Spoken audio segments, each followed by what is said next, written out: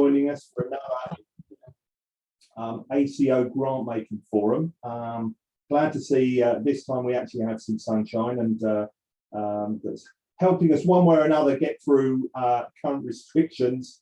I know it's a challenging time for everyone in the charity sector, and you know, obviously we want to be there to continue to support charities as we come through, hopefully, the gradual end of pandemic, but obviously seeing is believe. But certainly we're moving in the right direction, and we hope that we can gradually get to a point, which I'll come to in a few minutes, where we might actually have some form of face-to-face meeting, which I'll mention later.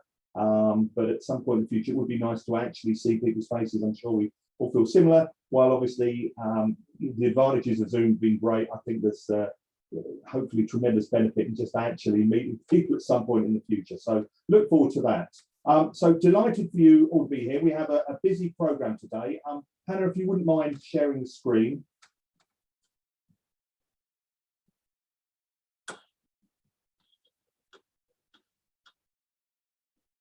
Okay, well, this morning's programme, we're going to commence with a brief update, just give you an insight into some of the projects and initiatives we're currently working on within ACO. Then our first speakers are delighted to welcome Abby Meadows and Felipe De Carmo from Turn to Us. That will be followed by Stephen Hart at Pin4. And then we finally close with Dr. Evgenia Stephanopoulos and Claire Warnham Fellows from Rightsteps. So we have a diverse program today. I hope you'll find it a fascinating combination of themes, and I think certainly something for that will generate plenty of food for thought as we go through the morning. So Hannah, if I could change the slide. So just in terms of where we are, ACO, in terms of current projects and initiatives. The primary survey we're currently working on is around stigma surrounding individuals approaching charities for support. And that's a project that Hannah has been working on, and I know that she's circulated a survey that she's pushed out to members over the last month or 6 weeks. So Hannah, would you like to say a few words about that? Yes, I know many of you are aware that we've sent around a survey recently asking members' opinions really on a range of issues related to kind of barriers for beneficiaries approaching charities for support and any potential stigma. And it also asks basically charities for examples and case studies as to things they've already put in place, practical steps in order to tackle some of these barriers amongst different beneficiary groups.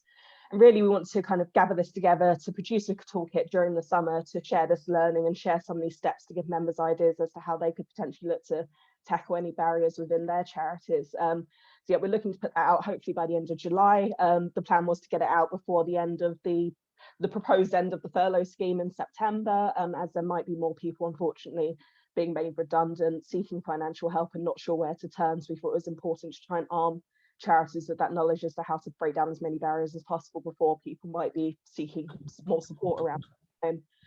Yeah, so we've extended the survey deadline, I think, until next Monday, the 21st. So if you've not yet had the opportunity to answer that, we'd really appreciate your feedback, just so we can make that the best piece of shared learning possible. And I know we've already had a really good response, actually. I think we've already had like 50 charities respond. So thank you very much for anyone that has answered it. And yeah, really appreciate anyone coming back to us if they haven't yet. Thank you. Okay, thanks, Hannah. Secondly, we had hoped to celebrate, and we will be celebrating, in fact, our 75th anniversary celebration. ACO was founded back in 1946. Obviously, the pandemic, to some extent, has circumvented our ability to celebrate that. So what we're planning, and I'll come on to this in a minute, is a face-to-face anniversary event in November this year, which hopefully, and I say that with fingers firmly crossed, will be an opportunity for the first time to gather, hopefully, some of our colleagues across the ACO network together. But obviously, we're currently planning that and obviously building in contingencies around that.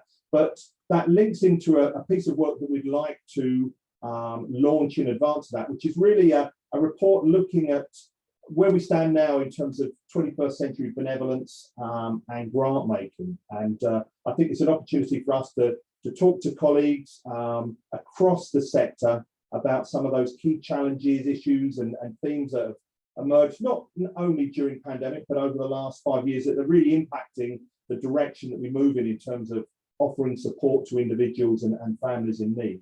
And so that report is something that we're currently developing and working on and hoping to launch around October, November in advance of this event. And certainly I plan to speak to a large number of you over the course of the summer as part of that project. We're also currently looking at a benchmarking project to build on the report that we will be releasing that relating to a smaller project we ran towards the end of last year. But we're certainly talking to some of our colleagues at the moment about perhaps a wider ACO benchmarking project across the sector that again may tie into some extent with our 75th anniversary. So again, we feel there's some valuable insights and directions that we can take from a benchmarking project that might look at colleagues from a range of sectors. And I think there's some valuable insights that we could develop there. So certainly that's a project that we're currently looking at the moment. And also we're building around our autumn and winter programme, which will be looking at some issues, including governance. For the first time, probably looking at a workshop around those colleagues who provide sheltered housing and retirement homes. And also a big issue that, is part of the continuing dialogue between members around impact reporting. And again, I think that's certainly a theme that we'd like to address and find some way to bring together members to share experiences and models. So again, something we'll be looking at in due course. Just to flag up in the short term, upcoming events, we are launching a new income generation and fundraising group. Anyone's invited to participate in that. And the launch of group meeting will be on the 29th of June. I think there's obviously an opportunity to look at, particularly around fundraising, which is, I know, an issue that a number of our colleagues are having to dip their toe in and look at strategically in terms of fundraising opportunities or strategies that they may have to consider moving forward post-pandemic. We have a digital grants workshop, which is an initiative run by a social enterprise at the moment called Lightning Social Ventures, who are trying to develop a cross-sectoral platform and certainly talking to a range of charities at the moment about how to build that. And they would like to share that project and insights from that with colleagues. So again, we're pulling that initial workshop together in July. And then at the end of July, we're trying to bring together, again, an initiative that's been talked about for some time around collaboration. So really identifying existing collaborative case studies across the sector and also opportunities for closer working and relationships between members. So really it's an opportunity to share some of the practices that have been going on already, but really as much as anything else to look at potential opportunities as we move forward for closer working relationships between different charities in the sector. And then, as I mentioned earlier, our 75th anniversary celebration, we're just hoping to launch the date in the next few days, but certainly we would welcome everyone from across the sector to consider joining us in London, fingers firmly crossed, for that event. So just before, Hannah, if we can move on to the next slide, just before we commence with the speakers, I'd just like to flag very briefly that we are currently looking to recruit trustees to the ACO board and would certainly welcome any interest or anyone seeking further information around some of the roles that we're looking to currently identify. Financial management is key at the moment, but we're certainly looking at campaigning, lobbying, as well as human resources, but also would welcome other individuals with a broader background who would be interested in looking at opportunities on the board. We're certainly committed to increasing the diversity and composition of the board, and also very open to first-time trustees who are looking for an opportunity to provide or contribute their skill sets to the ACO board as we move forward. So if anyone would be interested in understanding more about that, please do feel free to contact me directly through my email address, and we'll put that in the chat as we move forward. So Hannah, if we could move on to the next slide. So following that update, I would now like to turn to our first presentation. And I'm delighted to welcome Abby Meadows, who's the co-production officer at Turn to Us, as well as Felipa DeCarmo, who's a co-production partner. And this morning they're going to be discussing how Turn to Us currently integrate co-production and lived expertise into their current processes and approaches. So delighted to welcome them both and would invite them to take the floor. Okay, so hi everyone. I'm Abby, and I'm assuming you've had a bit of time to meet Felipa as well. And we're going to be chatting through today the journey that Turn to Us has gone on from a charity that doesn't really involve people with lived experience of financial hardship in their work to one that uses co-production and involvement as a way of working. Next slide, please, Hannah.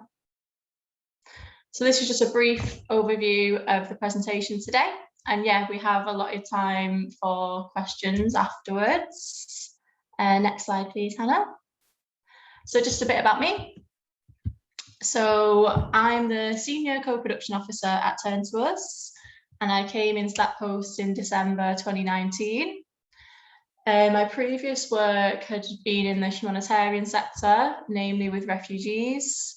And in that work, I felt like how comfortable it is to be making so many decisions about a service without properly involving people in the process and without knowing what that particular struggle feels like. So feeling so unsettled by that encouraged me to seek a job where I can personally relate to the remit of the charity and where co-production, participation, whatever we want to call it, is championed as a way of working. So I have that with Turn to Us now because of my own life experience as a working class person who grew up in financial hardship and having used Turn to Us services earlier on in life. Next slide, please, Hannah. Okay. Hi, so my name is Filipa. I'm a single mom living in London. As most single parents living in London, I struggle with having enough money. I have received 2 or 3 years ago a grant from Turn to Us, and that grant was like it kind of saved my life, and I was so grateful to have that help. And then like a year later, Abby contacted me to ask if I could join the co-production team, and I was so happy that I could give back in some way because that grant was so helpful for me at the time. When I joined, I had no idea what co-production was, but now it's just like it makes so much sense to work in co-production because not only organizations get to know what's happening and what are the issues that people are struggling with, but also because people feel listened to and become part of the solution instead of always feeling like they're part of the problem. So that's why I'm here. Thanks, Filipa. So this is just a quick overview of what we do. I'm not sure whether the audience today kind of already knows that, but yeah, we basically give out grants, we have a helpline, and we have information about benefits and ways to access finances online as well. Next slide, please. So in terms of how we work now, this co-production involvement as a way of working, we started involving people with a lived experience in our work in summer 2019. Just a few people worked with us to build our new strategy and started to sit on interview panels for hiring new staff. So it started quite casually. And then in December 2019, I was brought in to build a more formal structure to it. And I would say you need someone full-time in post to like build up a proper structure. So we are still quite early in our journey, but we do now consider co-production and involvement as a way that we do things. And similarly, it was born out of the practical need for better insight. We say, you know, if there's not lived in experience in the room, then there's a gap of insight. And also after some thinking about power and ethics and, you know, the positions of charities, the power that we hold as charities and the kind of paternalistic nature of that, and how co-production is almost like an antidote to rebalancing the power. I used to say like sharing power, but actually the journey that we've gone on and the different co-production partners that I've spoke to, we now prefer to say like combining our power. So it's this idea that we bring different people's power together. Next slide, please. Oh, sorry, actually, you can stay on that slide, Felipe, sorry. Yes, so I was just going to talk about how we define co-production. Co-production, in essence, is bringing in another source of insight to the design and delivery of our work. So the other sources of insight we already use are professional expertise and data. So we co-produce our work so that we learn from each other, as Abby just said, and so that we can combine the power of Turn to Us with the collective power of people with lived experience. There's I really would encourage everyone to have a look at the video on YouTube, which you can see the image here, but you can look on YouTube, and it summarizes the framework, the purpose, and the principles of co-production at Turn to Us. Thanks, Felipe. Next slide, please. So yeah, this is kind of just reiterating that lived expertise is just one form of expertise that we use. You can get into kind of rocky territory if you kind of just solely prioritize the views of a few people with lived experience in the room, and they themselves normally don't want that pressure either. It has to be accompanied with usually data. So, you know, you have a few people with lived experience in the room, but then you might have done a survey with like hundreds or thousands of people with lived experience to back it up. And then, of course, the professional expertise has weight as well. Next slide, please. So whilst co-production in its purest form is our preference, due to time and resource constraints, we do have 4 types of involvement that are more realistic for us to use for a charity that has such a big output and is providing such big services. So as you can see, we have co-production, co-design, engagement, and consultation. And there's some examples of what those types of involvement do next to them. This is in far much more detail in our framework, which is available online on our website. So yeah, feel free to have a longer read of them after this call. Hannah, if you just quickly go to the next slide, because I've put the more detailed versions on just to demonstrate. I won't go through them now, but yeah, we've gone into a lot more detail about the different types of involvement. And they're basically built around the extent to which we share decision-making power and the extent to which we learn from one another. Thank you. You can just go to the end again. That's just the other part. Yeah. So we're going to spend the next few minutes briefly taking you through the story so far. So I've marked on the slides key projects that have happened through the last financial year, and also that we had 29 take place in total. And they really ranged from one-day workshops, such as, deciding on the principles that should guide our policy work, to longer-term projects, such as co-designing our new benefits calculator, which that project lasted 12 months. And Felipe will now talk about it. Yes, I was part of the benefits calculator working group, and this is a perfect example of a project that should definitely be done in co-production. The benefits calculator is a tool that is going to be used by service users, and not knowing what they need and how they use it would be really counterproductive when upgrading it. So this has been the favorite project that I've participated so far, because we had a really nice, steady group of people, and we would meet every month for 2 years. We started meeting in person, but then we moved to Zoom. And I feel that there's also, because it was one of the first co-production projects, there has been a big improvement over time, and the sessions got more focused on just working on one aspect of the benefits calculating, like changing the name or checking the wording.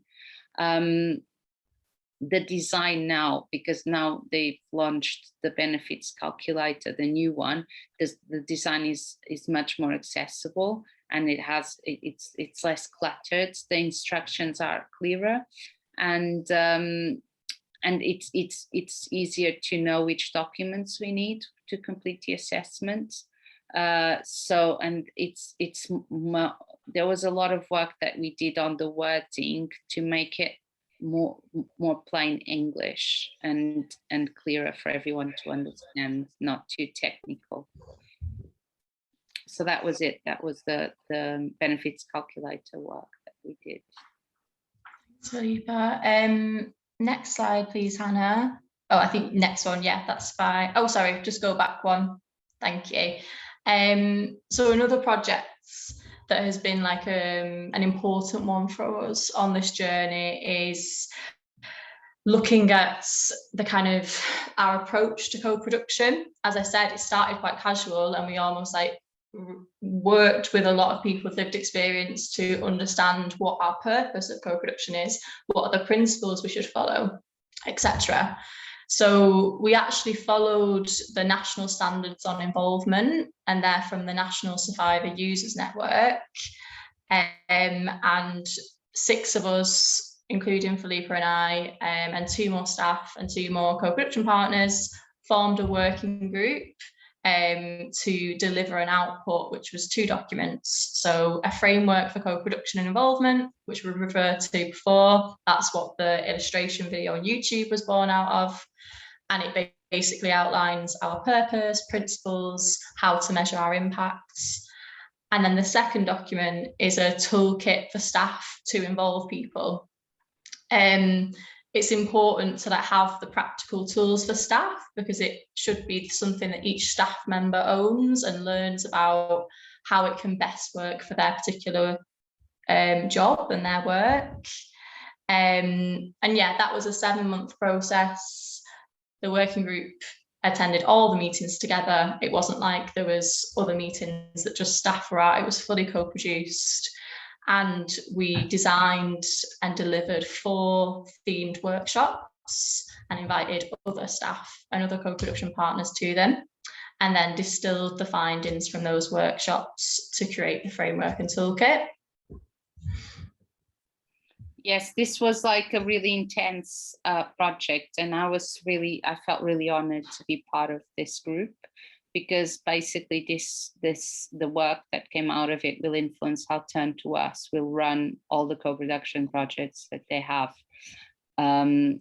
But this is kind of very high level stuff, and it's a bit more complex and challenging than doing more objective and concrete work like the benefits calculator. So it was quite challenging as well. Thanks, Philippa. Next slide, please, Hannah. So in terms of challenges that we faced, of course, like COVID and the switch to remote working was initially something that we feared. You can't replicate really the human connection you get in person, and that relationships are crucial for a meaningful co-production involvement. You know, people have to feel comfortable enough to share, and the staff have to be personable. But remote working has actually gone really well. There's definitely been some quick wins, like our project costs are virtually halved because we're not paying for transport from around the UK to Hammersmith. Lots more people have been able to join, and I do think for many it's easier to do from home. The drawback, of course, is the digitally excluded, who we haven't been able to engage with. Yes, and I for instance, I wouldn't have joined if it was in person, because I wouldn't have the availability to travel that often to Hammersmith. So for me, it's definitely I think a lot of people feel that way. I think it'll be a test now. We can go back into the office and maybe start doing a bit of in-person stuff. I remember before lockdown, like we used to just go to like the library, the public library across the road from the office, and just spend like a half day or full day there, and you just get like people coming in that you can just have an organic chat with. So yeah, it's one to watch. Yes, I think another one following from that, another challenge is like having the time. Like if you are looking for work or you're training, sometimes you don't have time to attend these meetings. And another challenge as well is finding the right people at the right time, because when people are in the middle of financial stress, they might not be in the right mindset to join a co-production project. So although their situation might be helpful to understand the issues they are facing and people like them are facing, they're likely to be biased. And so there needs to be a breathing space, and allow that breathing space, and have people joining co-production projects when they can have a more clear understanding of their situation and be less emotionally charged. Yeah, and I think the other kind of continual challenge is ensuring that the co-production partners that we're sending opportunities to are a diverse group of people. This is an ongoing challenge that requires like iterative and continual work from me. It's not something that you can just expect to happen. So I've created some structures to be more accountable on this. So we collect anonymous diversity data from everyone on our mailing list, and then we compare that to the population of those in financial hardship at large. Or sometimes we don't even need to do that comparison. We can just, through our knowledge of who is in poverty and our knowledge of different systemic prejudices, we can have a gauge of whether our group is diverse enough. And then I will go and target different groups that we are underrepresented. Yeah, that's important so that can come through into our work as well. Next slide, please. So in terms of what's happening now, this is our last slide. 3 kind of key things for this next financial year. So, we've done this big project building up this framework and toolkit. We need to ensure that it's not just a dormant document, and that we live out our principles and we live out the purpose of our work. And similarly, that we evaluate our work against the logic models that we devised together. Also with the toolkit, so the more internal document, this needs to be relatively iterative. And so we need to make changes that work for staff as we go along. We will review both documents next January, but there have still been slight amendments that have come through as we go along, so it fits with staff's practical needs as well. And then secondly, something that we kind of haven't put enough time in so far to is the kind of team aspects of co-production partners. So co-production partners at the minute are relatively individuals that join these remote meetings, and it's important for them to have their own space, particularly people like Philippa that do a lot with us, their own space to kind of have essentially a team meeting in the same way that I get that. So actually this week, tomorrow, we're meeting to have a think about what that space could look like.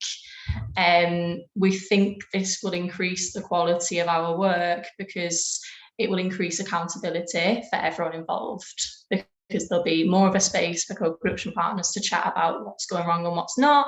And similarly, so there's more accountability on staff. And then similarly, there'll be that aspect of attending team meetings, so more accountability on the co-production partners as well. And then another thing that I just wanted to mention is kind of an ongoing project that we've been doing from December, and it's coming to a close in July, is a co-produced research project with people with lived experience, staff that turn to us, and then academics at the University of Cambridge. And we've been working with them to look at what does thriving mean. This project's important to us because you might have noticed our charitable purpose on the slide before includes thriving. So it meets our policy and programmatic responses well. And then to do it in co-production, I guess is a bit, it's a bit trailblazing to show that, the academics at Cambridge certainly are excited about it. And yeah, that'll be going out externally in July, so you can have a look for that as well. Yes, I think we kind of said everything we had to say, and it would be great to have some questions, because we left some space for questions, I think. Yeah, there's Well, Abby, Philippa, there's a question on the chat which might be for Abby to answer. Well, Abby, why don't I, if I can pass some questions over. I mean, the first thing that was mentioned in the chat is, would you mind just reframing that national standards framework you mentioned, that several people are interested in understanding and perhaps didn't quite catch where that was from? Yeah, it's a bit of a mouthful, which is probably why you didn't catch it. I'm going to write it in the chat. So it's the National Standards on Involvement, and it's from the National NSUN, the National Survivor Users Network. Bit of a tongue twister. I'll put it in the chat. That's great. And another question we had, Abby, was in terms of the staff training, did your working group have an external facilitator? Are you, Julie, you're talking about when it said that we trained staff on the slides? I just unmuted myself there. Yeah, I just wondered whether, the staff training, was the staff training internal? That was one question. And the second question was, when you set up the working group, did you have a sort of facilitator to work with the working group to help it sort of form and develop, or was it internally sort of led by yourselves and the production partners? Yeah, so with the training, it was internal training, but we offered it to staff and co-production partners. So I'm part of a network of around 40 charities that all work on involvement, and there is like a training course that has kind of been like made by various charities, and lots of charities recycle it. So I kind of made that work specific to turn to us, and then I facilitated sessions with, there was about 10 people per group, roughly split between co-production partners and staff. The idea being that we should all learn about it together and like learn at the same time. So yeah, I facilitated those training sessions, and there was about 8 modules. So usually it was like a group of 10 would stay with each other. Sometimes it spanned over months, because I let people decide how often they wanted to meet and do the modules. So yeah, there was that. And then I also run some like ad hoc, like 1 hour lunchtime sessions, which are like quick introductions to co-production as well. But I'd gone on external training as well with the Social Care Institute for Excellence. Mm-hmm. And then with the working group, we didn't have an external facilitator. I kind of was just the project manager of it. Having a third party was something that came up in a review. I don't think it's something that is feasible that we would be able to do a lot, because, you know, we have that kind of format of like a steering committee or a working group working on different projects. We have that replicated across the charity, so it wouldn't be feasible that we have like a third person in to facilitate that every time.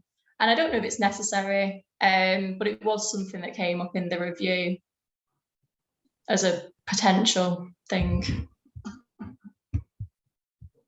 Abby, can I just dial back and ask, in terms of the development of your role itself, what was the main driver for that at the time it turned to us, you know, in terms of that realization that you wanted to kind of embed a kind of co-production and lived expertise culture into Turn to Us?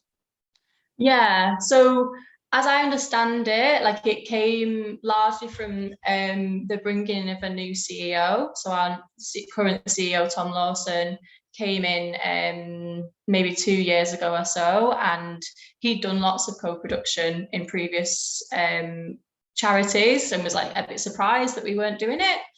And then I guess from that, there was a bit of a culture change towards thinking, I guess, more in from a social justice lens and having conversations about power.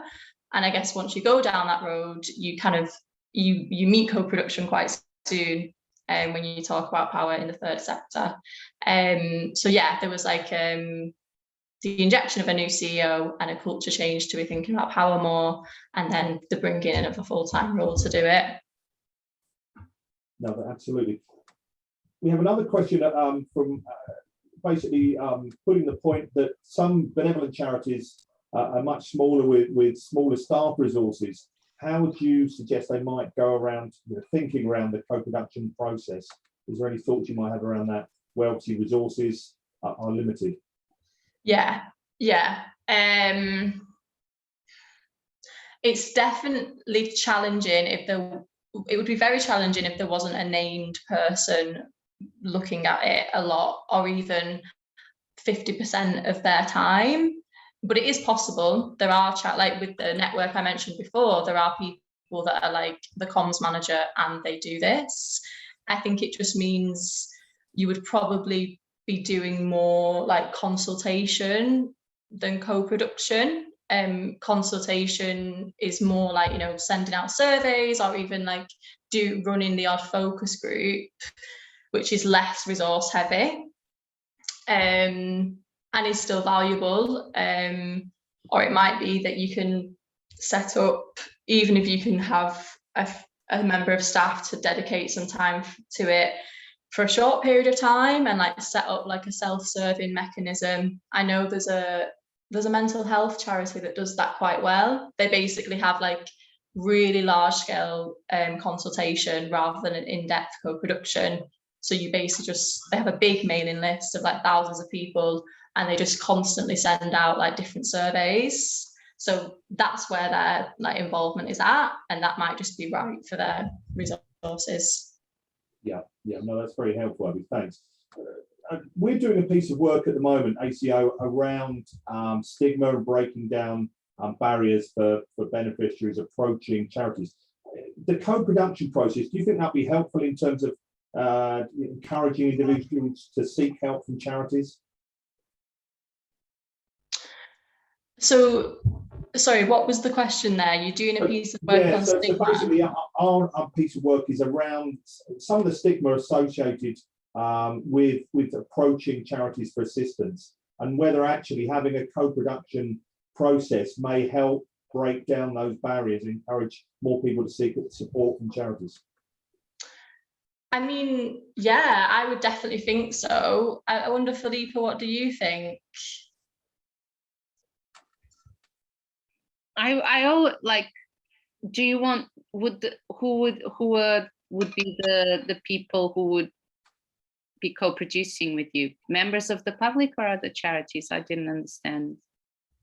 Probably members of the public. Yes, I mean,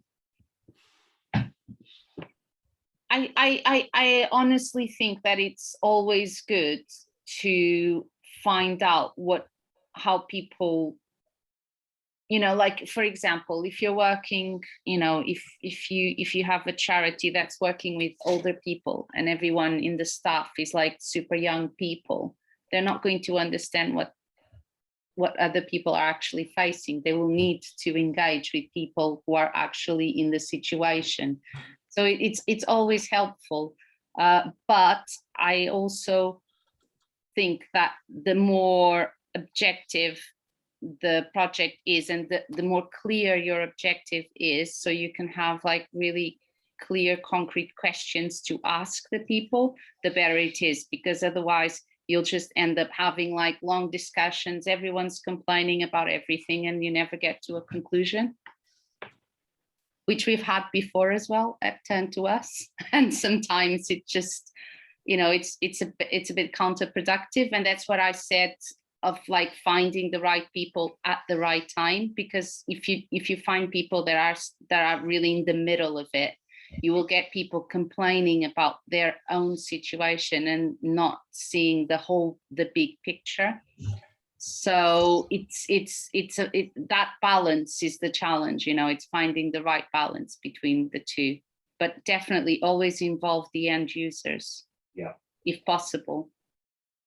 It's interesting that I've just picked up a couple of comments from colleagues around having the value of having lived experience on the boards as well, and just what a positive contribution that can make to governance within a charity. Particularly, it's an example here from Help the Heroes, who mentioned that specifically, and I'm sure that's a point that's worth making as well.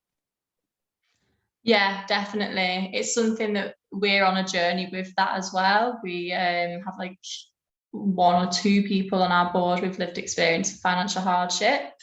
Yeah, so that there's a whole in like a field dedicated to thinking about that, and I would say it is really important.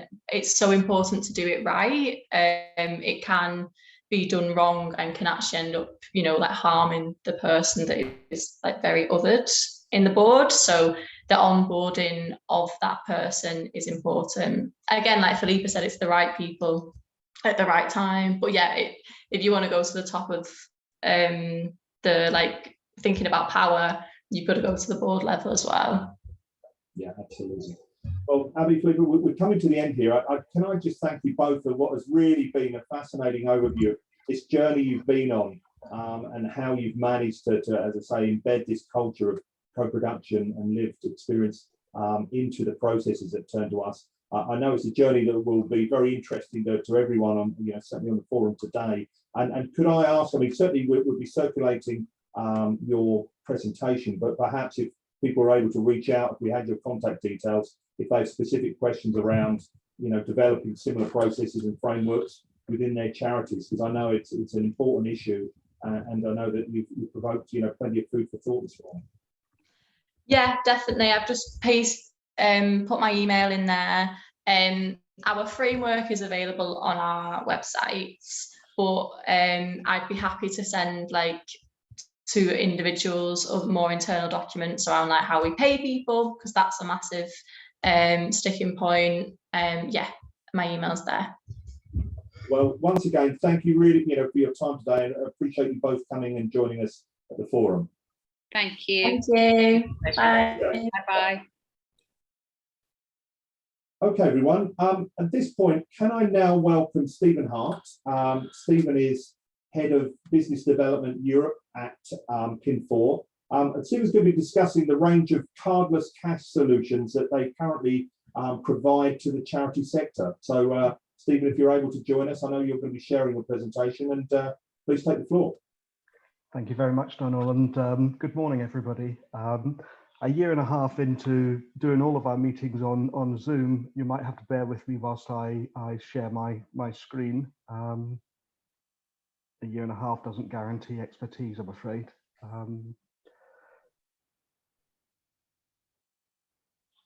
Hopefully that's showing our logo. Okay, success.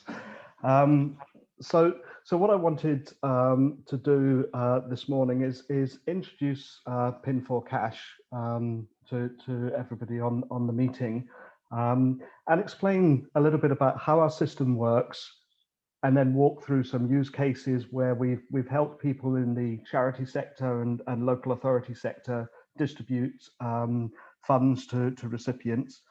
And then perhaps answer any questions that people have as to how that might fit with your organisation, or any questions about how the service actually works. So perhaps if I start at the beginning and explain that we're a little bit unusual because we're a fintech that focuses on cash. And what we do as a business is that we enable organisations to send cash to recipients via their mobile phone. The recipient then takes that text message and to a participating ATM, enters their details, and receives the cash instantly without needing a bank account, a mobile app, or any other tools. It's simply the text message plus a 4-digit secret code that you provide them that enables them to access the cash. And whilst we live in an age where people are being pushed towards digital products, and we look at it from a government perspective, and there's a drive to digital, whether it's in voucher form, it's mobile apps, or it's prepaid cards. We aim to complement that, where sometimes cash is the best and quickest way to fix somebody's current situation. And a great example of that is very recently, you may have seen the headlines, there is a card program operated by the Home Office for migrants. 65,000 migrants have a prepaid card onto which their weekly payment is made. And at the end of May, the third week of May, the provider was switched from Sodexo, as French company, to a new prepaid card provider. And unfortunately, there was a disconnect in issuing cards to the right people at the right location. And even now, there are more than 20,000 benefit recipients who don't have the right card. And our solution fixes that problem by enabling you to switch over to cash for that period of time and return to the prepaid card system once the card is in the recipient's hands and they're able to return to normal. So we're able to very quickly fix an instant problem and distribute cash to the recipient. In terms of the solution, so we provide two means of connecting into the service for our sending entities, charities or local authorities. You can either access the service via a web portal. It's secure. It has two-factor authentication. So your username plus password, and then a secret code is sent to your email account, which you're required to enter before accessing the portal. And the portal contains all of the information relating to the orders created by your organization. The alternative is, if you have an existing payments platform, we can connect via an API. So if you're used to sending payments to bank accounts or issuing checks and have a platform that does that, we can plug in and provide the cash alternative for that. And when you create an order, the only data that you need to capture from the recipient is their mobile phone number. And the beauty of using text is they don't need to have a smartphone. It can be any type of phone. As long as they can receive a text message, we can issue the order to them. So you collect the mobile phone number. That is the only data that we hold. And our platform's PCI DSS certified, so we hold the mobile phone number for the required period of time, which is 6 years, and then we have a process for disposing that information. And it's 6 years simply because somebody might want to query a transaction as far away as that. But then the other motivation for using text is speed. We all know from our personal lives how quickly we can send and somebody receives a text. Our service levels in the UK are to deliver the message within 10 seconds. 100% are delivered within 2.5 seconds, provided that the recipient has mobile signal in their location. It's also very easy for the recipients to understand. So we predominantly send the text messages in English. But if there is a language requirement, we can send the text message in a different language. So everybody's used to receiving a text for one reason or the other. They can understand that. And we provide with that a link to an ATM locator to find the nearest ATM, and a link to an animation, which I'm going to try and demonstrate, which shows them what to do at the ATM when they get there. So very straightforward, very clean, and it's as quick as you or I taking cash out of our bank account. So it's a nice straightforward process. In terms of ATMs, we work with the brand Cash Zone at the moment in the UK and have 15,000 ATMs. Cash Zone are in places like the co-op stores, convenience stores, BP garages, Shell garages. So they're accessible to most people. And indeed, 95% of us live within 1 mile of an ATM. So it's reasonably accessible. If you live in an urban area, then generally speaking, it's much closer. Our worst case demonstration, we were asked to demonstrate that the accessibility was John O'Groats, and we still found 3 ATMs within a mile of the customer location. So it's a relatively broad reach. We're working to extend that. So we're working with the post office currently, which would obviously make the locations easier to identify for everybody and adds about 6,000 locations. And Sainsbury's Bank are just doing the integration as well for the ATMs at Sainsbury's stores. And the attraction of that, again, is everybody knows where their nearest Sainsbury's is, and there's generally parking, which helps. So what does the service offer for the recipient? So as we mentioned, it's very quick. If somebody is in a crisis situation, and we've helped a number of circumstances where people have been escaping unsavory domestic situations. So the payment's required instantly because it might be paying for food, or it might be paying for accommodation, or in family services instances, it might be urgent foster care, and the children arrive just with the clothes on their back. So we're able to issue the transaction whenever required. The platform's available 24/7, 365 days of the year, as is the ATM service. In terms of the recipient, often cash is motivating. One of the challenges of pushing people into digital products is we all understand that the different age groups have a different level of technical ability. Different languages, different cultures have a different level of technical ability. But there's also a stigma often attached to receiving a payment via a voucher. And you go into the supermarket, redeem the voucher for your products, and it's just a slightly uncomfortable sensation for the beneficiary to have to spend their money in that way. So often we're finding that a cash first approach motivates people to different behaviors. And there's now been a lot of research in this space that suggests that instead of sending a food voucher to somebody, you send them cash. Not only do most people go out and spend the money on food, but they spend it on better food, and they spend it on the right food for their family situation. So despite the tabloids trying to say that give people cash, they'll go out and spend it on booze and fags, the experience and the research demonstrates that people really want to get out of the situation they're currently in and move their family forward, because we're all ultimately the same. And as I progress, I have a use case that we're about to launch in July, which is focusing very much on that cash first and the research behind it, which is very interesting and exciting.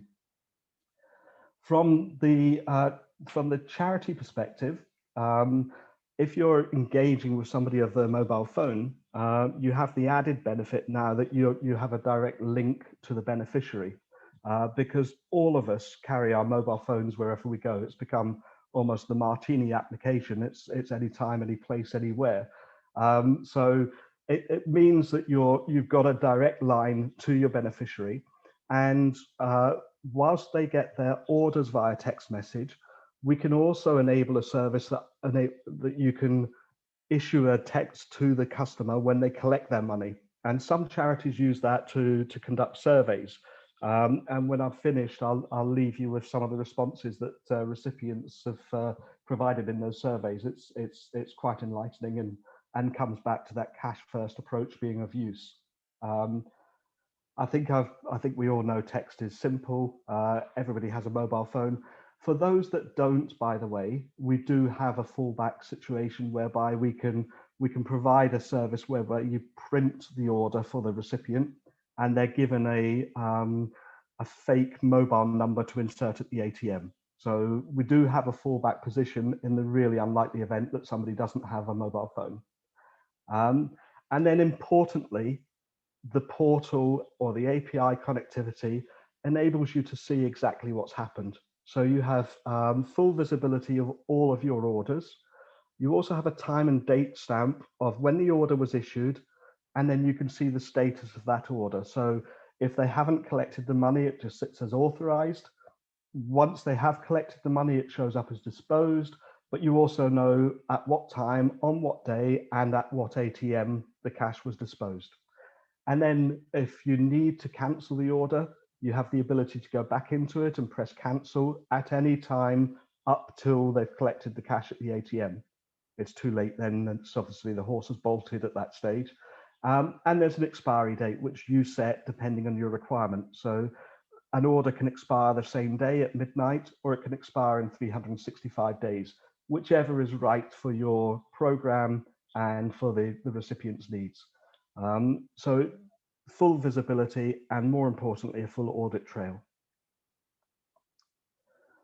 So how it works, once you've created the order on the portal, and this is illustrating accessing it through your mobile phone on the web, the recipient receives a text message, which would generally be led by, so it says PIN for cash at the top of the phone screen where the text sender comes from, but then it says the name of the charity has sent you however many GBP for whatever the benefit is. So you've got the ability to personalize the message to the customer, and then they've got a PC order there you can see, and our customer service number if there's any difficulties.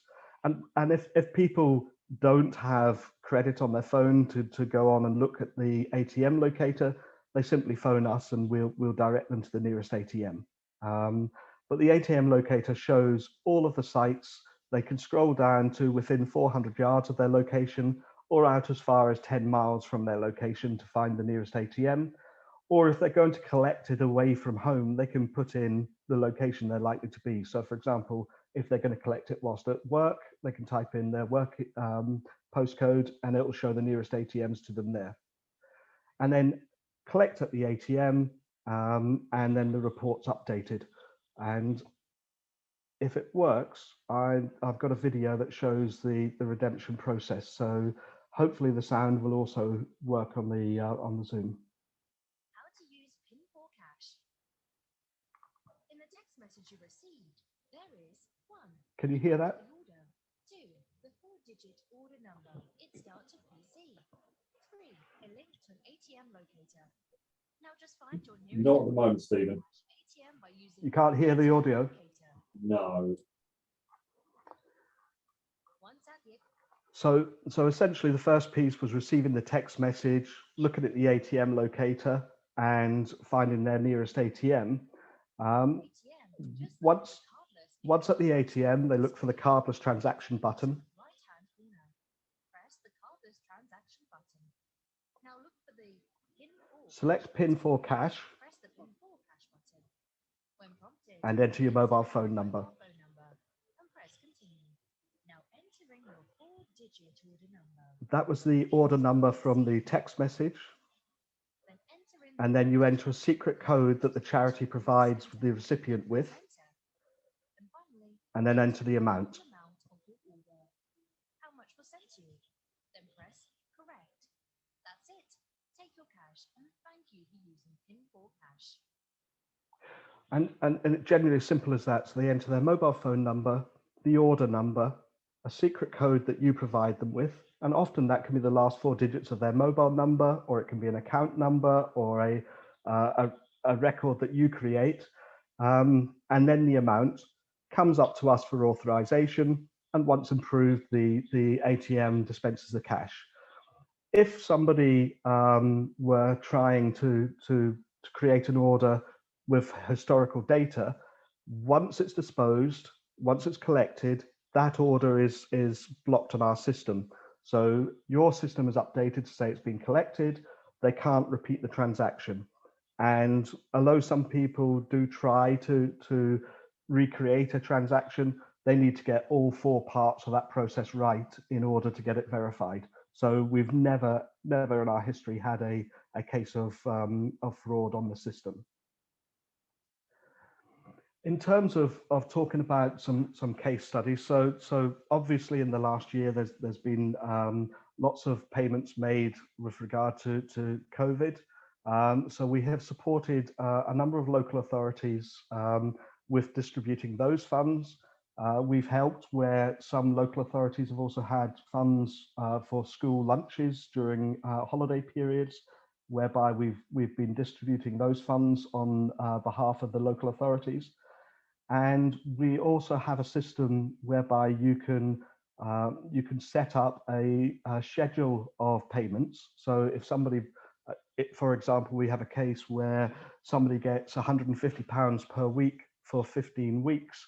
It's all set on the system, and on the same day each week, they receive their text message with new order credentials and go and collect their cash. So we have the ability to to schedule payments. And equally, you can either create an individual payment for one person or create a batch file if you had a whole raft of payments that you wanted to go out, and you send them out at the same time at the date that you wish, so that the recipient gets the money at the right time. We've worked with a number of charities. I see that Wimbledon Guild indeed are on the meeting today.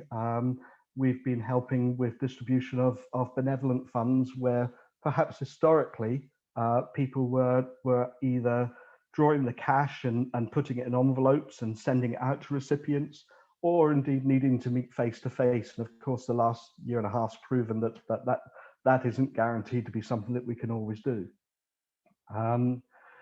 We also have some clients in local authority and also the Money Carer Foundation, where we're supporting vulnerable adults. And the Money Carer scenario is one where they have a card payment system. So if it's the regular carer that's looking after somebody, they simply pay them to the card. But of course, people have holidays or time off sick, or the carer has to be replaced for whatever reason, and it's too short notice to set up a new carer card for them. So in those instances, they've provided with the option to have cash, and by and large, people are happy to go and collect their payments by cash after providing the care. And then we have an example whereby we're working with a number of housing associations. The most recent is the Wrekin Housing Group, where they're supporting some of their tenants in financial difficulty, whether a direct payment, a grant, or a loan where they pay them in cash rather than pay them to their bank account. They're also using it to support their worker expenses and day-to-day petty cash as an easy way of managing that, rather than keeping afloat in the office and having people coming back to the office to get payment. But the reason why a lot of these organizations are moving towards paying by cash is that we entered the pandemic with approximately 1.2 million adults in the UK completely unbanked. So they had no banking facilities whatsoever. On top of that, we had about 1 million adults who were underbanked, whereby they did have bank accounts, but they weren't really usable because they were overdrawn. And we all know, unless the money comes from HMRC, if it goes into a bank account, the bank will take it first. So a lot of support would get lost in bank fees, and we all helped the banks about 10 years ago, so they don't need much more help. It's the beneficiary that needs support. So often this is a way around that scenario. Post-pandemic, the forecast is the unbanked and the underbanked community might be as high as 4 million adults. So it's becoming harder and harder to use traditional payment methods to distribute funds. And increasingly, there's a desire to refocus on cash first. An example of that is that we're launching a pilot program in partnership with the Trussell Trust and Leeds City Council. And the Trussell Trust, no doubt aware, are working hard to remove the reliance of people on food banks and provide a better solution. And the challenge is that once people start using food banks, it can become a dependency for them, and the food banks really are there for emergency rather than for ongoing support. So what they're doing is the Leeds City Council have allocated a fund which the Trussell Trust will identify families who perhaps have just started using food banks but have a temporary problem, and they will receive a cash payment rather than a food parcel. So they will be allowed to go and spend that money on whatever their family needs at that time. And it's driven by the dependency and the increasing use of food banks that we've all witnessed over the last 5 years in truth, but predominantly in the last year and a half. And secondly, it's driven by the fact that the food bank network is actually very fragile. And if that were pulled away at some stage or unavailable for whatever reason, then there needs to be an alternative. And then more recently, they're finding that recipients of benefits from food banks are rejecting some of the products because there's a cost to actually preparing that meal. So they're rejecting canned goods because they might not have any gas on their meter. So they can't heat the can up. So giving them some cash allows them to put cash on the meter, buy the canned or fresh produce, and then actually deal with the crisis rather than being dictated by the way the system works. And rather than being the handout that perhaps is the general feeling about giving people cash, it's seen as being a hand up. And the plan is to run that pilot for the month of July, and if successful, roll that out nationwide with the support of other local councils. So it'll be a very interesting process to see what impact that we can have in helping people move forward with their lives. And finally, as I mentioned, we provide the option for people to give feedback on the service, and it's interesting. It's all been positive, and we deal with the customer service calls ourselves intentionally so that we can make sure the service works for everybody. And frankly, the only challenge people ever have is finding their nearest ATM, so we can support them with that. And I know, for example, the Wimbledon Guild tend to point people to specific ATMs because they deal in a very local geographical area.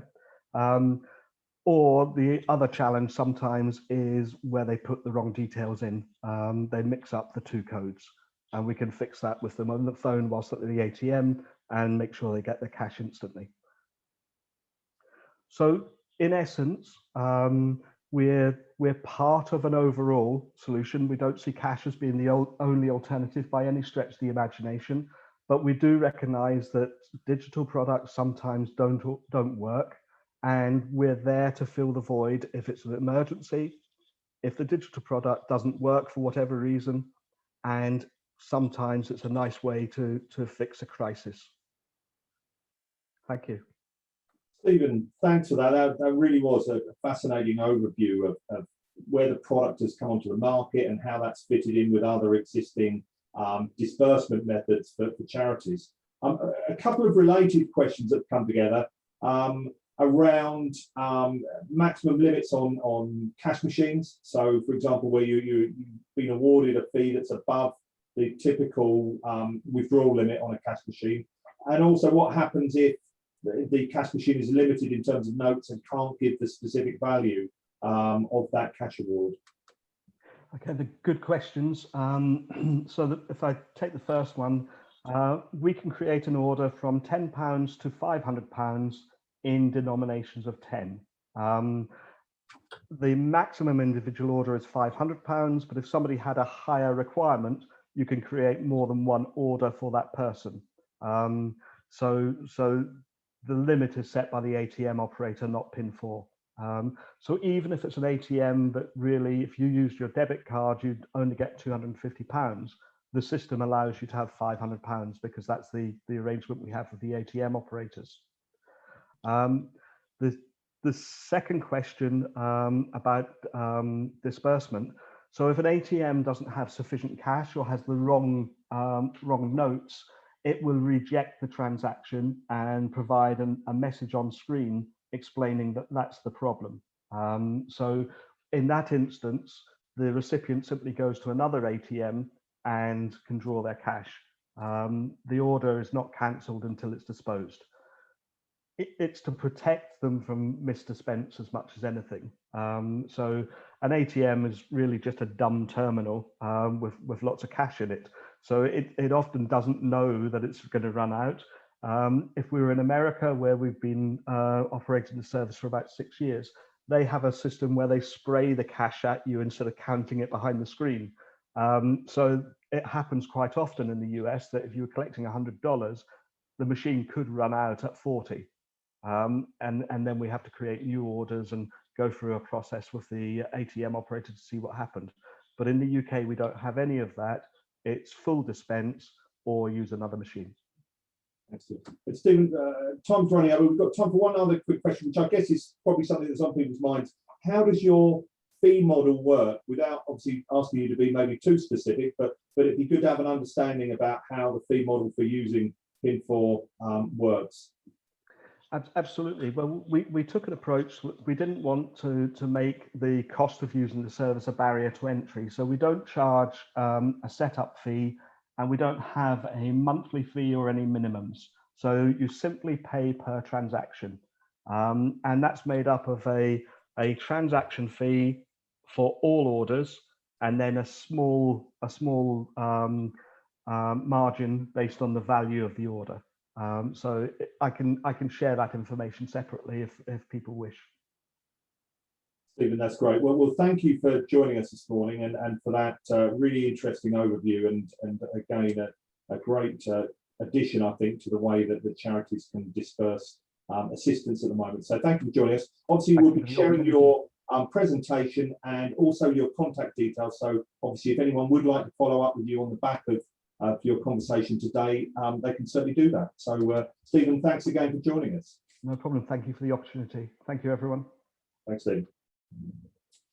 Okay, and finally, I'm delighted to welcome Dr. Eugenia Stevanopoulou and Claire Warnham Fellows, Business Development Manager at Rightsteps, who are going to be talking about, obviously, the ever-present issue of gambling, problem gambling, particularly in the workplace, and an issue that I know that it is high on a number of the priority lists of charities throughout the sector. So we're delighted to welcome both of you this morning, and please take the floor. Fantastic. Thank you, Donald. It's actually tipped over into the afternoon now, would you believe it? So I'm going to start off by saying good afternoon, everyone, and welcome to this Rightsteps webinar on gambling awareness in the workplace. My name is Claire Warnham Fellows, and I'm a Business Development Manager at Rightsteps. I'm joined this morning by our lead clinical psychologist at Rightsteps, Dr. Evie Stefanopoulou. Today we'll be providing some introductory information on gambling, its prevalence in the workplace, the impact for individuals and the factors that might be involved, as well as providing insight as to the types of support that are available when a beneficiary might be struggling with a gambling-related behaviour. We expect to take approximately 25 minutes, so should have a few minutes at the end for questions. So we know that people gain pleasure from many different activities in life, be it socialising with friends, exercise, playing computer games or watching sports. When it comes to pleasurable activities, a lot of the things that we do are entirely harmless. Indeed, they are often very positive parts of how we maintain our well-being. However, for some activities, which start out as harmless and pleasurable, can develop into something far less positive when they start to dominate our lives or cause harm to those around us. This might be in relation to someone's alcohol consumption, it might be in relation to what started out as someone's recreational use of drugs, or it might involve gambling. Why this happens for some people and not others can be complex, and the support people need to overcome such challenges is highly specialist. As with other issues such as alcohol or drug use, problematic gambling can be hidden, and when it comes to the fore, it can be challenging for yourselves who might not feel well informed about the issue or feel unsure about how to respond. So it's really important to start to address these needs, build our knowledge base and our confidence in how to respond and handle these situations as they arise. So firstly, let's tackle gambling in the workplace. What do we know about gambling in this setting? We know that the potential for behaviour that would once have been entirely in an employee's own time is increasingly accessible within the workplace through technology. This, of course, is only increased with more people working at home and not being able to engage in other forms of entertainment or stimulation. This is also compounded by the fact that we can now gamble at any time of the day or night, which is undoubtedly impacting on the prevalence of problematic gambling in society and its impact in the workplace. There is increasing data emerging which reveals the extent of this. We know that harm comes from not just high stakes gambling in particular, but from across the spectrum. And when it comes to the extent of gambling issues in the workplace, significant numbers of people know someone whose gambling has negatively affected them at work or think that this is something employees should be concerned about. But perhaps this isn't always reflected in the number of cases that management or HR teams see in the workplace.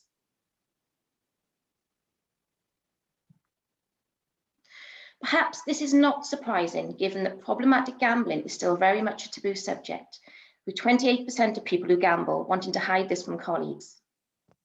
But there's also very interesting data about prevalence levels when we look at role types levels, gender and age, which can start to help businesses assess the likely levels of problematic gambling within their workforce. So whilst we might not know the exact levels within our organisation, we do know that some of our employees will be struggling right now. So let's take a look at the issues in some more detail. That's Across great. to Evie. That's great. Thank you, Claire. Let's move on to the next slide, please. I was thinking it was really interesting seeing this data, especially as we know that gambling is an activity that may be enjoyed by many of us. And choosing to gamble may not be perceived in itself as a problem.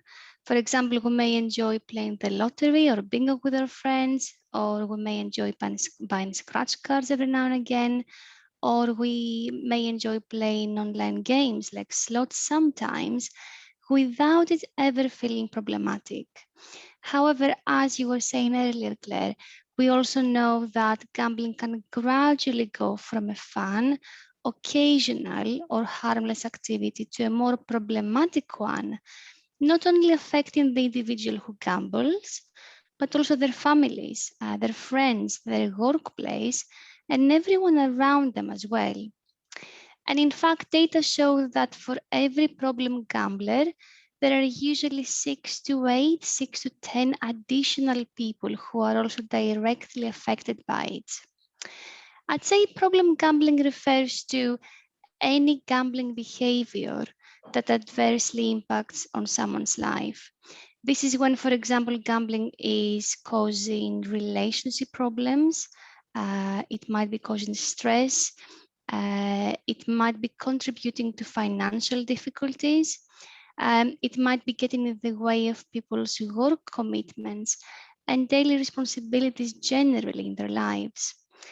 But what is also important here is that people may find it very hard, very difficult to reduce or stop their gambling, even though they want to, and even though they may know it's causing them and people around them significant difficulties.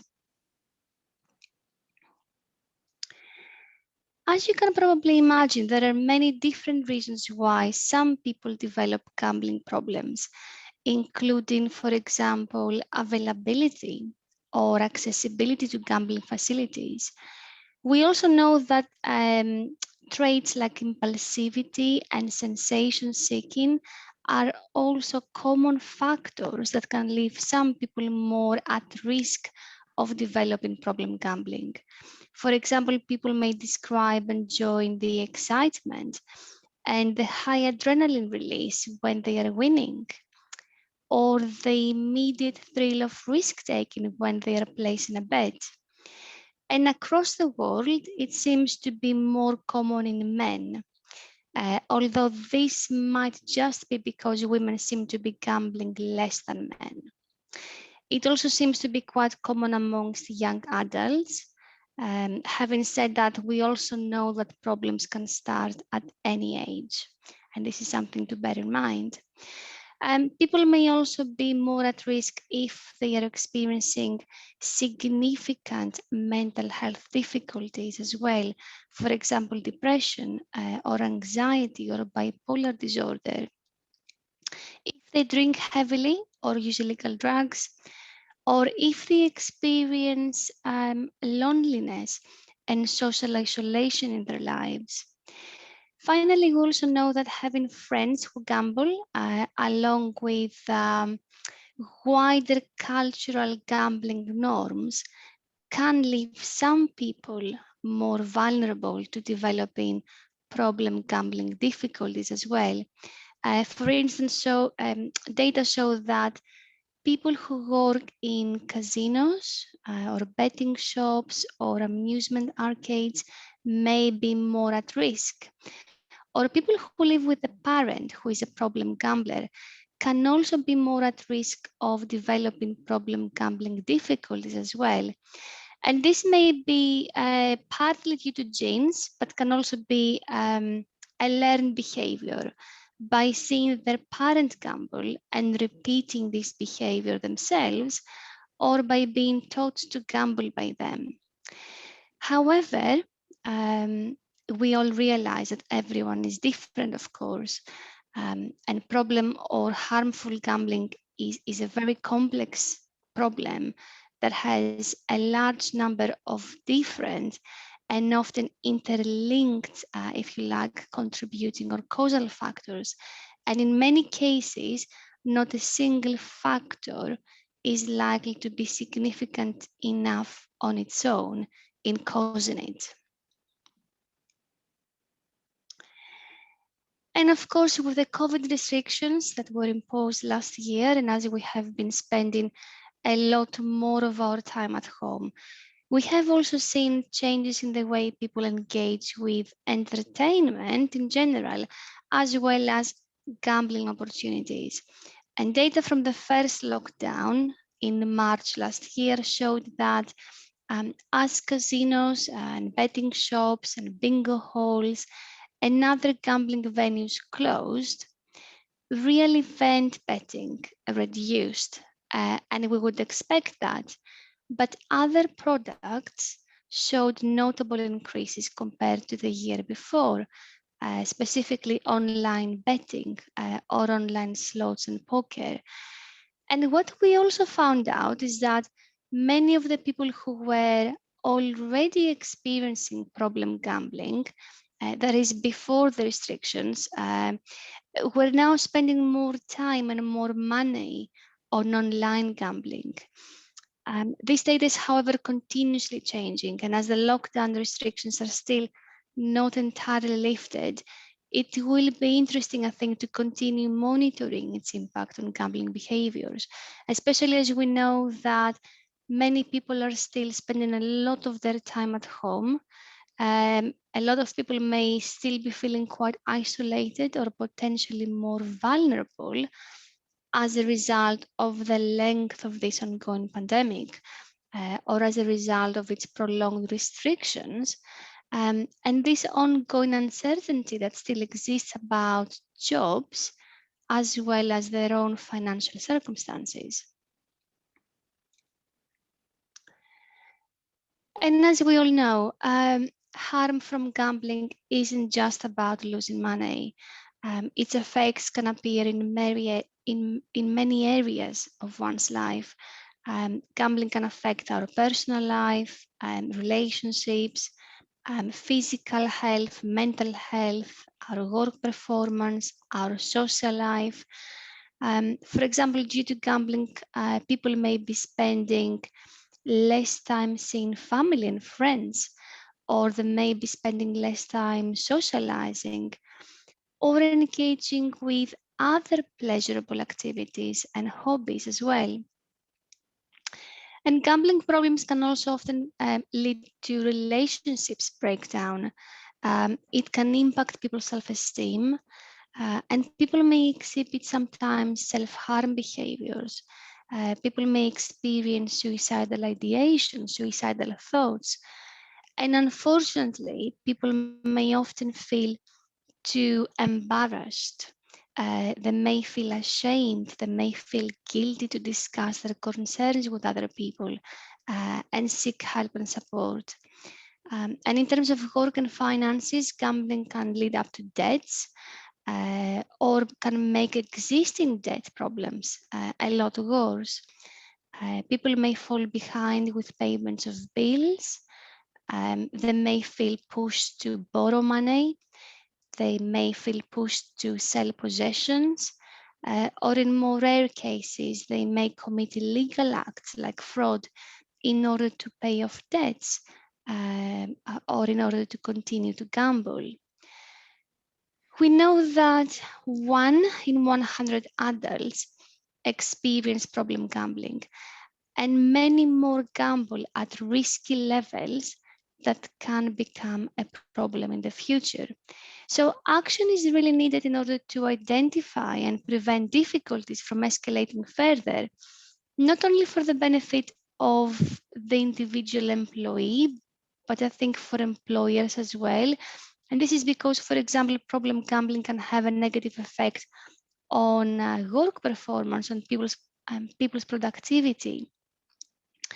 And gambling can be associated sometimes with higher rates of employee sickness, presenteeism, as well as misuse of company property, for example, computers and laptops, loss of time, as well as potential financial risks. For example, people can sometimes gamble whilst they are at work. They may miss work due to gambling, or they may prioritize gambling above their work, which in turn, all of these things can put them at risk of disciplinary action or even losing their jobs. And it is quite common for people around the individual, for example, colleagues and friends and relatives, to also feel helpless and hopeless, and they may not know what to do in order to help and support the individual. And of course, it's not always easy to identify a person with a gambling problem. However, there are some warning signs that could potentially indicate that someone may be experiencing difficulties with gambling. For example, they may be spending more time or more money on gambling than they can afford. They may be finding it hard to reduce or stop their gambling, although they may want to.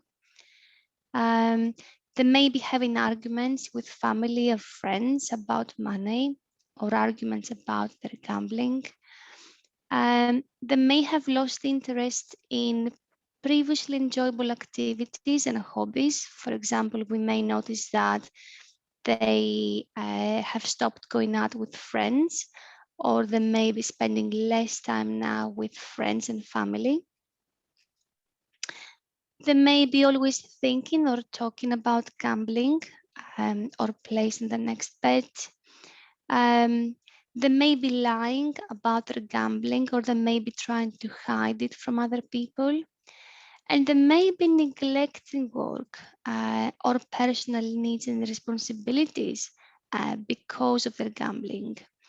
And there are many other signs, I think, as well. For example, we may be noticing some disruptive patterns in the quality of someone's work, or noticing people borrowing money and asking for salary advances. These can also be potential problem gambling signs.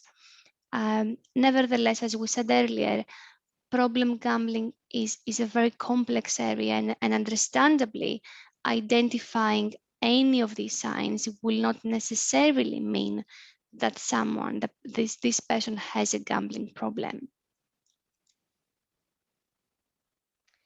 Thank you, Evie. That's been really interesting. So do you think you could now share what benevolent organisations should consider when thinking about supporting individuals who experience problematic gambling? Yes, of course. Let's move on to the next slide, please. Thank you. So, problem gambling is something which can affect anyone. And let's not forget that there is still a lot of stigma attached to gambling, which is partly due to some unhelpful beliefs and attitudes that may still exist, suggesting that problem gambling is a sign of failing, or a sign of weakness, or lack of willpower. But we are thankfully now starting, I think, to recognize that problem gambling not only deserves a better understanding, but our compassion as well. And I think, as well as spotting those signs, spotting these problem gambling signs, I think acquiring skills to have sensitive and open and non-blaming or non-confronting conversations is equally important, as we know that all of this can actually empower the individual to seek and receive the necessary help and support to help them manage, reduce, or stop their gambling altogether. And benevolent organizations are also employers, and as touched on earlier, employers are also in a great position, in a great place to help and support employees, both at work, but also on a more personal level. And this can be done through helping to raise awareness and providing relevant information to help employees understand how problem gambling can impact their work as well as their personal life, along with offering emotional support and signposting to specialist services if and when this may be needed. Of course, not everybody will need specialist support. And it is important to support employees, I think, and offer a range of practical solutions as well. So anything from prohibiting the use of workplace equipment to access online gambling sites, for example, through workplace policies on gambling, to accessing specialist psychological services, and encouraging the person to learn or relearn sometimes helpful coping strategies to help them make some positive changes in their lives and in relation to their gambling, and all the way to getting support for tackling any financial issues and the financial aspects of their problem. And I think caring about someone who is a problem gambler can be distressing for us as well. And it can feel very difficult or extremely difficult at times, but we don't really need to feel afraid to speak to someone we think is experiencing problem gambling and we think that they are not coping.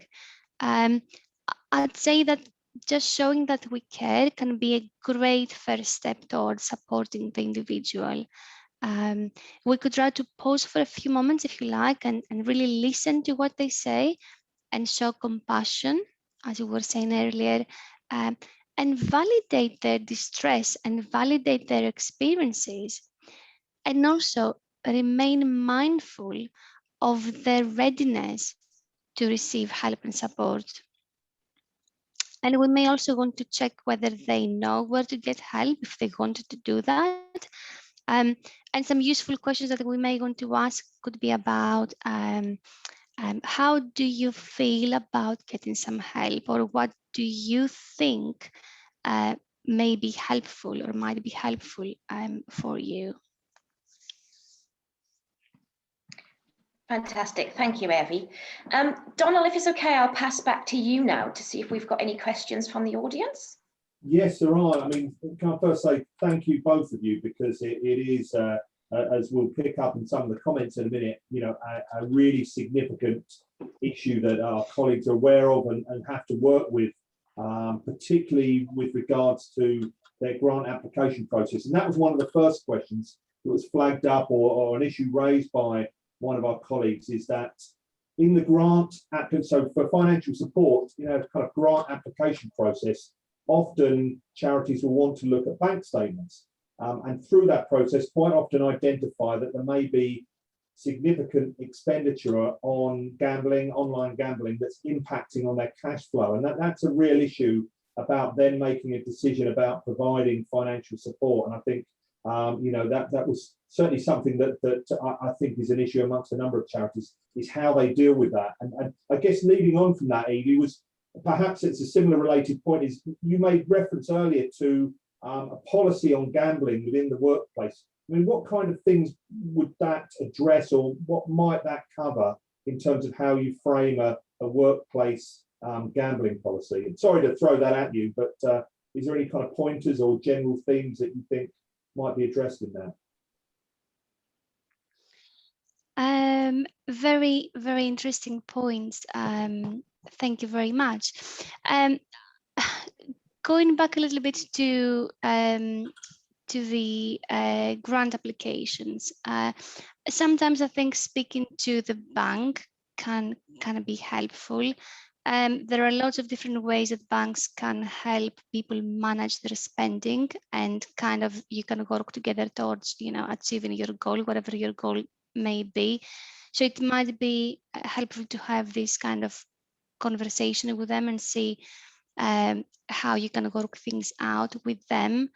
And in terms of policy, as I was saying earlier, there are lots of different things that can be included there. It might be something practical about allowing access to certain websites, but there are also things around signposting and raising awareness of symptoms and how, you know, and how their difficulties can impact on their work performance as well as their emotional well-being.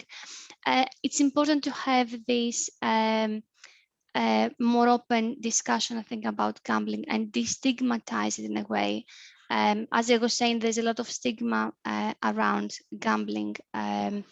And I think that the more open we are about any difficulties we may be experiencing, the more likely it is that we're going to receive the support that we may need. And I think that's really important, just having to bring this in the open a little bit more, the area, and raise awareness.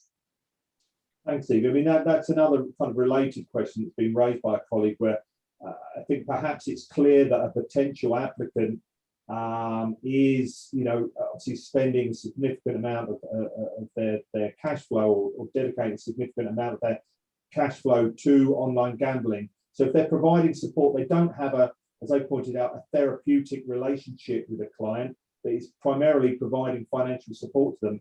And they're just curious about what kind of approach they can have to try and have what is a very difficult conversation. And I know that's not an easy answer or an easy question to answer, but just any thoughts around that? I think that if we believe that someone has a gambling problem, it is important that we can express our concern in a supportive manner. I think it is important that we appear not judgmental, as I was talking about stigma a bit earlier on. It's important that we appear not judgmental and we share any observations we may have made, and encourage the individual to consider how any difficulties they may be experiencing might be negatively impacting on their finances or their work performance, or whatever it is that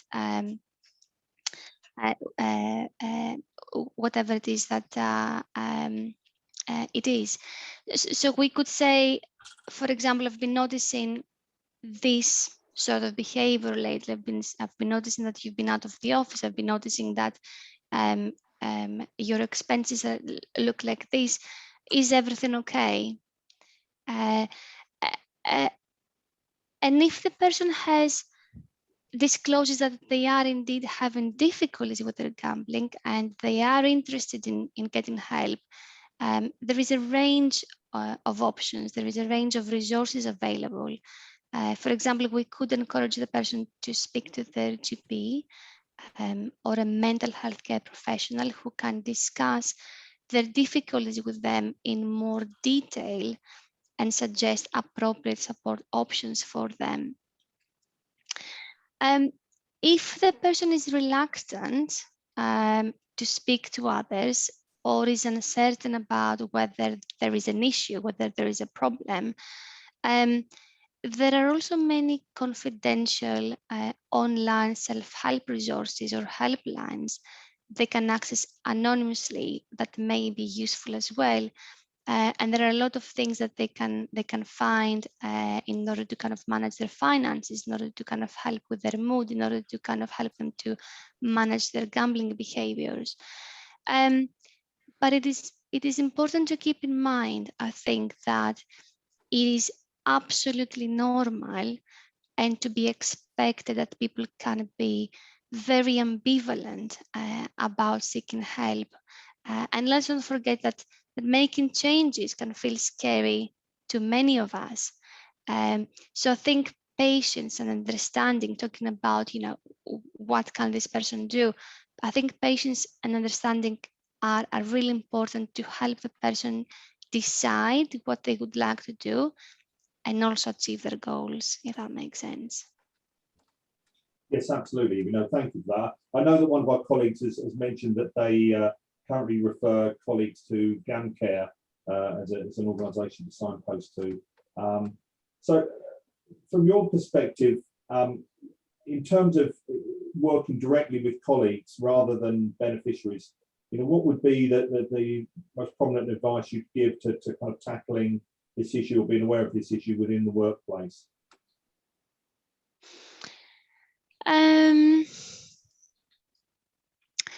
I think it is important to be non-judgmental and have this non-confrontational conversation with them. It doesn't matter. People can get into trouble, if you like, with lots of different types of games, even seemingly harmless ones like a bingo and the lottery. People can find themselves sometimes unable to stop or reduce their gambling. So it might be worth helping the person to consider how much of an impact their behavior is having on their life, and help them, if they want to consider the pros and cons of different options. So let's say if they would like to continue gambling, what would be the pros and cons of that? If they would like to reduce their gambling, what would be the pros and cons of that? If they would like to stop their gambling, what would be the pros and cons of that? And as I was saying earlier, when I was talking about ambivalence, it might take some time for this person to actually decide if they are ready to take the next step. But I think all of this prep work with people around them can be really helpful in order to help them to consider where they are and where they would like to be in the future in terms of their gambling. Evie, that's great. Well, at this point, coming towards the end of our meeting, can I thank you both, for really walking us through an issue that's so important at the moment, in terms of recognising those signs, both within the workplace and amongst our beneficiary audience. And it's something that I know our colleagues are becoming more aware of and looking for vehicles to support or refer colleagues.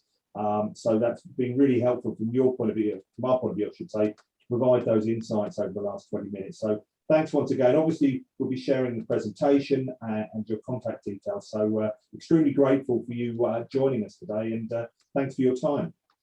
It's been a Thank you, pleasure. Donald. Thank you so much.